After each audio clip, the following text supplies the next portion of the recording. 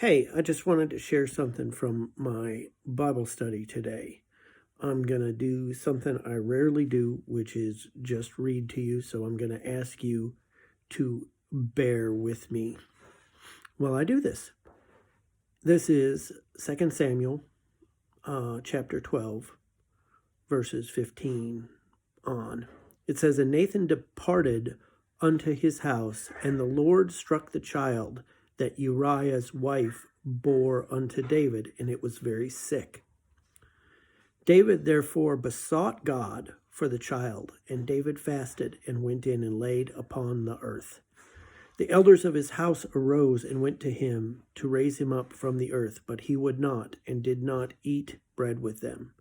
It came to pass on the 7th day that the child died. And the servants of David feared to tell him that the child was dead, for they said, Behold, while the child was still alive, we spoke to him, and he would not hearken to our voice. How will he then vex himself when we tell him the child is dead? But when David saw that his servants were whispering, he perceived that the child was dead. And therefore David said unto his servants, Is the child dead? And they said, He is dead. Then David arose from the earth, and washed and anointed himself, and changed his apparel, and came into the house of the Lord, and worshipped. And then he came to his own house. When he required, they set before him bread, and he did eat." So David his child got sick, and he got sick because of the consequences of David's actions. So David tried to do what was right to get God to change his mind about his son. So he fasted for 7 days, and it didn't work. So many people pray to God, get a response they weren't expecting, then get mad at God and say, forget it, and move on with their life, and put God in the trash can and move on.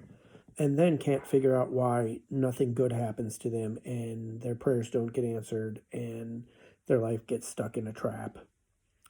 David, who lost a child, did what was right in fasting, didn't get the answer he wanted.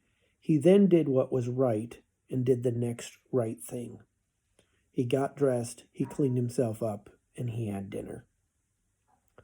How many times when something bad happens do we pitch an emotional fit, make emotional decisions, and get in a pity party, versus how many times do we pick ourselves off the ground, clean ourselves up, and go do the next right thing? Couples who are overcoming a trust break or a hard time really struggle to do the next right thing. So what they do is they do the next wrong thing, or they continue doing the wrong thing that wasn't working for them. Be like David, who is the world's greatest success and failure story in the Bible. He is a home run or a strikeout almost every time. But there's so many valuable lessons, including this one in 2 Samuel 12.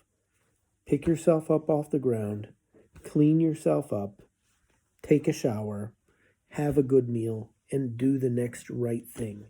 He accepted what God said and said, okay, God, I accept your decision. I'm now going to move on to the next right thing.